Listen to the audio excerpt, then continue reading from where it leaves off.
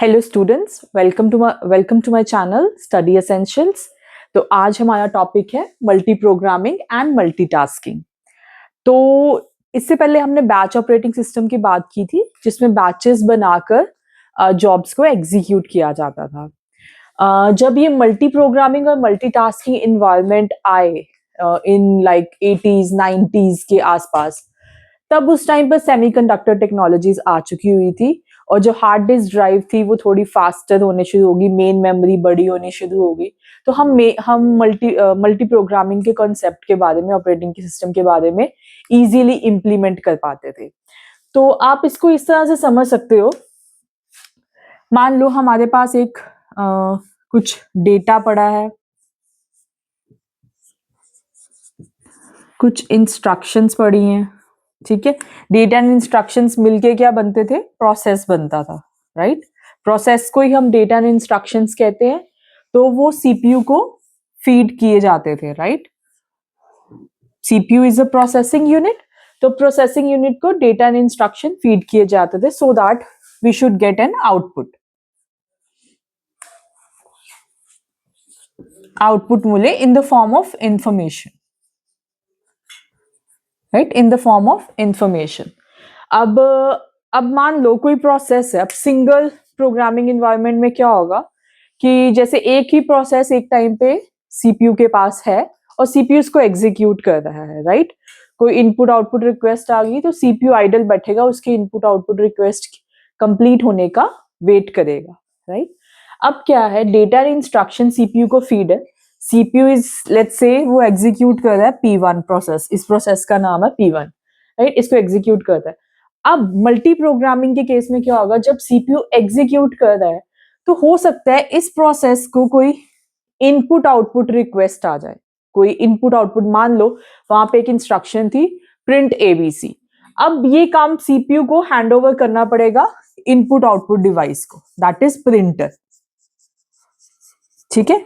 कि मेरा जो ये इंस्ट्रक्शन है प्रिंट एबीसी, वो प्रिंटर के पास जाने चाहिए। उस केस में क्या हो गया, सीपीयू को इस प्रोसेस को छोड़ना पड़ गया और ये चला गया इनपुट आउटपुट डिवाइस की स्टेट में, इनपुट आउटपुट डिवाइस के पास।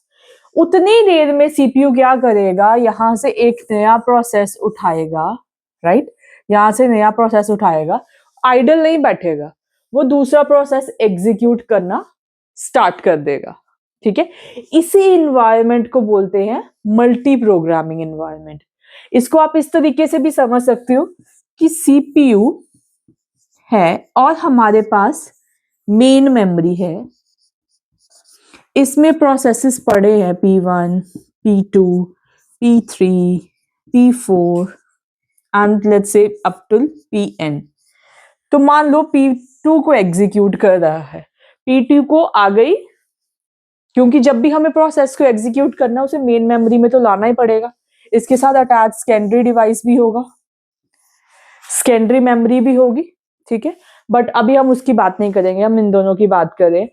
इसको इनपुट आउटपुट की जरूरत पड़गी तो CPU will switch to this process, ठीक है। अब जब उसकी कंप्लीशन हो जाएगी, या तो ये दोबारा से नीचे से लगेगा, या अगर इसकी प्रायोरिटी हाई हुई तो इमीडिएट इसकी एग्जीक्यूशन हो जाएगी, ठीक है। इस तरह से ये हम सीपीयू शेड्यूलिंग में पढ़ेंगे कि इसको कैसे एग्जीक्यूट किया जाता है। अभी के लिए आप इतना समझो कि जो मल्टी प्रोग्रामिंग एनवायरनमेंट है उसमें सीपीयू क्या कर रहा है, एक प्रोसेस को एग्जीक्यूट कर रहा है। अगर उस प्रोसेस को कोई रिक्वेस्ट आ गई तो वो दूसरे प्रोसेस में स्विच कर जाएगा। इसी चीज को हम बोलते हैं कॉन्टेक्स्ट स्विचिंग। मतलब कि कॉन्टेक्स्ट स्विचिंग में क्या होता है, सीपीयू एक प्रोसेस को छोड़ के दूसरे प्रोसेस की तरफ आ जाता है। अब उसको भी छोड़ना पड़ रहा है तो वो तीसरे प्रोसेस की तरफ आ जाता है। तो इस तरीके से वो सीपीयू प्रोसेसेस के बीच में स्विच करता रहता है और उसी चीज को हम बोलते हैं कॉन्टेक्स्ट स्विचिंग। अब इसकी थोड़ी सी डेफिनेशन देख लेते हैं। Multiple programs resides in a memory but one executes at a time. बहुत सारे प्रोसेसेस मेमोरी में पड़े हैं बट एक टाइम पे एक ही एग्जीक्यूट होगा, ठीक है। और इसमें कॉन्टेक्स्ट स्विचिंग का कॉन्सेप्ट मैं आपको बता चुकी हूँ कि हाँ, इसमें कॉन्टेक्स्ट स्विचिंग होती है। आप इसको एक, अगर रियल टाइम एग्जांपल से देखना चाहते हो तो आप ये देख सकते हो।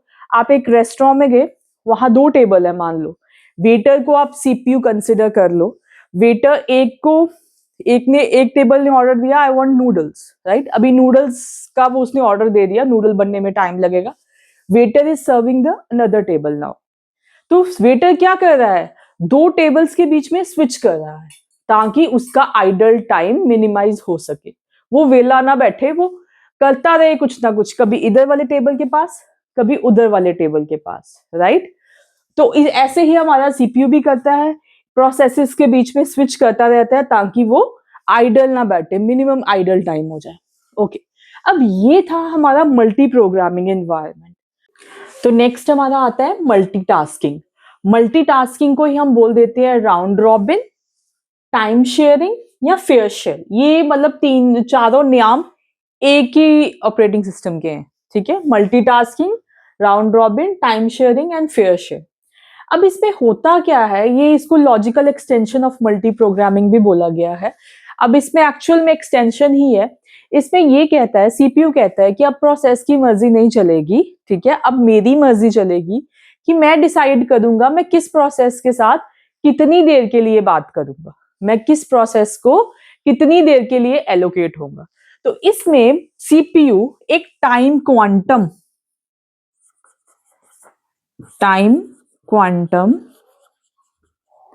या टाइम स्लाइस डिसाइड कर लेता है, ठीक है।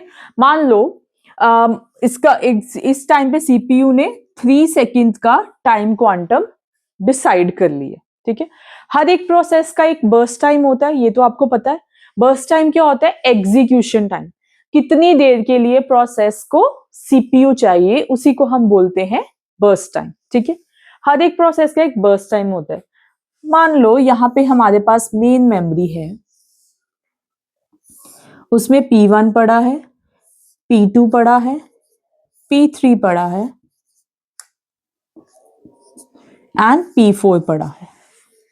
और साथ में मैं इनका बर्स्ट टाइम भी लिख रही हूं। ये है 7 सेकेंड्स के लिए, ये है 5 के लिए, ये है 9 के लिए और ये है 2 के लिए। अब सीपीयू कहता है आपका बर्स्ट टाइम कुछ भी हो, मैं आपको 3 सेकेंड के लिए ही मिलूंगा। ये नहीं कि एक ही बार मिलूंगा, वो टर्न लगा देता है। आप इसको ऐसे समझ सकते हो कि जैसे बचपन में हम गेम्स खेलते थे ना, वो रिंगा रिंगा रोजेस, कोई ऐसे टर्न वाली गेम्स आती थी जिसमें हर एक बंदे को 2-2 सेकंड के लिए, 2-2 मिनट के लिए टाइम मिल रहा है, ठीक है। हर एक बंदे को 2-2 मिनट के लिए मिल रहा है।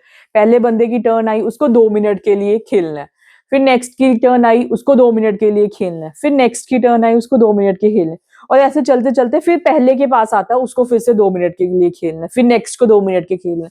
तो ऐसे चलता रहता है। तो ऐसे ही हमारा सीपीयू भी कर रहा है। कितने भी प्रोसेसेस पड़े रहे हो मेन मेमोरी में, सीपीयू कहता है मैं तो भाई तुम्हें 3 सेकंड ही दूंगा, मैं तुम्हें 3 सेकंड के लिए ही एग्जीक्यूट करूंगा, मैं उससे ज्यादा आपको एग्जीक्यूट नहीं करूंगा। फिर आप लाइन में लगो, एक क्यू में लग जाओ, टर्न बाय टर्न। आप चाहे 10 सेकंड्स की आपका एग्जीक्यूशन टाइम है, चाहे आपका 20 सेकंड्स का एग्जीक्यूशन टाइम है, मुझे उससे कोई मतलब नहीं, आपको 3-3 मिनट के लिए ही टाइम मिलेगा। अगर पूरा एग्जीक्यूट करवाना तो लाइन में लगे रहो जब तक आपका बर्स्ट टाइम कंप्लीट नहीं होता। अब ये मैंने एक लिस्ट बनाई है। P1 हमारे पास पड़ा है, उसको 3 सेकंड्स के लिए कंप्यूटर चाहिए, सीपीयू चाहिए, ठीक है। उसको 7 सेकंड्स के लिए सीपीयू चाहिए, पर क्वांटम कहता है मैं तो 3 सेकंड के लिए करूंगा। तो सीपीयू क्या करेगा, इसके बीच में इधर जाएगा, P1 के पास जाएगा, इसको 3 सेकंड्स के लिए एग्जीक्यूट करेगा और इसका रिमेनिंग टाइम रह जाएगा 4। फिर सीपीयू स्विच करेगा P2 के पास, इसको 3 सेकंड के लिए एग्जीक्यूट करेगा और इसका रिमेनिंग टाइम रह जाएगा 2। फिर सीपीयू इसको स्विच करेगा, इसको 9 सेकंड्स है इसका सीपीयू बर्स्ट टाइम, इसको 3 सेकंड्स के लिए एग्जीक्यूट करेगा और इसका रह जाएगा 6। फिर सीपीयू जाएगा इसके पास, इसका है ही 2 तो इसको 2 के लिए ही एग्जीक्यूट करेगा और ये 0 हो जाएगा। फिर से दोबारा से सीपीयू P1 के पास जाएगा, अब इसका 4 रह गया, इसको 3 के लिए एग्जीक्यूट करेगा और 1 रह जाएगा। अब इसका 2 रह गया था, बट ये तो 3 सेकंड्स है, तो फिर ये 2 को एग्जीक्यूट करके वहीं पे साथ में नेक्स्ट प्रोसेस के पास स्विच कर जाएगा, 2 सेकंड के लिए करेगा, एक उसका बच जाएगा टाइम क्वांटम। फिर ये 6 के पास जाएगा, यहाँ पे इसको 3 के लिए करेगा, 3 बच जाएगा, फिर दोबारा से इसके आएगा, इसको एग्जीक्यूट करेगा, फिर दोबारा से इसको करेगा और ऐसे इसकी एग्जीक्यूशन सारे प्रोसेसेस की कंप्लीट हो जाएगी। अब इस चीज का बेनिफिट क्या हुआ? अब मान लो आप इसको रियल टाइम एग्जांपल से समझो। आप एक रेस्टोरेंट में गए, वहां पे आपको गए तो आपको टेबल नहीं मिल रहा, ठीक है, आपको जाते बहुत रश था, टेबल नहीं मिला, आपको कोई रिस्पॉन्स ही नहीं मिला रेस्टोरेंट से, तो आप बाहर आ जाओगे। दूसरे रेस्टोरेंट में गए, वहां पे भी बहुत रश था, बट वहां के वेटर ने आपको रिस्पॉन्स दिया कि आप यहाँ बैठ जाओ, आपकी टर्न आ जाएगी, आप यहाँ बैठ जाओ, आपको पानी सर्व कर देंगे, आपको वहां अच्छा लगेगा। तो सेम यहीं पे है कि सीपीयू का जो रिस्पॉन्स टाइम, जो प्रोसेसेस का रिस्पॉन्स टाइम है, वो कम हो जाएगा as compared to simple multiprogramming. अगर हम सिंपल मल्टी प्रोग्रामिंग लगा रहे हैं तो वहां पे रिस्पॉन्स टाइम बढ़ जाएगा, क्योंकि हर एक प्रोसेस को वेट कर रहा है पिछले प्रोसेस की कंप्लीशन के लिए। यहाँ ऐसा कुछ नहीं है कि कंप्लीशन का वेट करना। सीपीयू कहता है मैं 3-3 सेकंड सबको बराबर की टर्न दूंगा, तभी इसका नाम पड़ा फेयर शिफ्ट, ठीक है। और इसको राउंड रॉबिन बोल दो, टाइम शेयरिंग बोल दो, मल्टीटास्किंग बोल दो। और इसके क्या एडवांटेजेस है? Response time is improved, idle time is minimized, CPU कम आइडल रहेगा, सीपीयू कम आइडल रहेगा इस केस में। रियल टाइम इंटरेक्शन होगी, यूजर की रियल टाइम इंटरेक्शन हो रही है, हर एक प्रोसेस को लग रहा है कि सीपीयू मुझे एग्जीक्यूट कर रहा है, ये एक इल्यूजन क्रिएट कर रहा है। मल्टीटास्किंग एक इल्यूजन क्रिएट कर रहा है कि हर प्रोसेस को लग रहा है कि मैं ही एग्जीक्यूट हो रहा हूँ, सीपीयू मुझे ही एग्जीक्यूट कर रहा है, बट सीपीयू एक टाइम पे एक ही कर रहा है, वो स्विच फास्ट कर रहा है, कॉन्टेक्स्ट स्विचिंग ज्यादा कर रहा है, राइट। हर एक प्रोसेस को एक इल्यूजन आ रहा है कि मुझे ही सीपीयू एग्जीक्यूट कर रहा है। Input output device, multiple process sharing CPU memory input, सब कुछ सारे प्रोसेसेस शेयर कर रहे हैं इसमें, ओके। अब इसका डिसएडवांटेज क्या है कि सिस्टम में ओवरहीट, ठीक है, सिस्टम ओवरहीट हो जाता है क्योंकि बहुत ज्यादा ओवरहेड है। कॉन्टेक्स्ट स्विचिंग क्या है? एक प्योरली एक ओवरहेड ही तो है, एक एक्स्ट्रा बर्डन ही तो है। हार्डवेयर सपोर्ट के साथ सीपीयू को स्विच करना पड़ रहा है, पहले का कॉन्टेक्स्ट सेव करके दूसरे प्रोसेस की तरफ जाना पड़ रहा है। नेक्स्ट टेकिंग, इसमें सिक्योरिटी और इंटेग्रिटी की टेक केयर करना बहुत जरूरी है कि एक प्रोसेस दूसरे प्रोसेस की एड्रेस स्पेस में ना घुस जाए, राइट। तो ये चीज भी यहाँ पे ध्यान रखने वाली है। तो ये था हमारा multi programming and multitasking. I hope आपको समझ आया होगा, और अगर आपको मेरी वीडियो से थोड़ी सी भी वैल्यू मिले तो मेरी वीडियो को लाइक करें एंड चैनल को सब्सक्राइब करें। Thank you.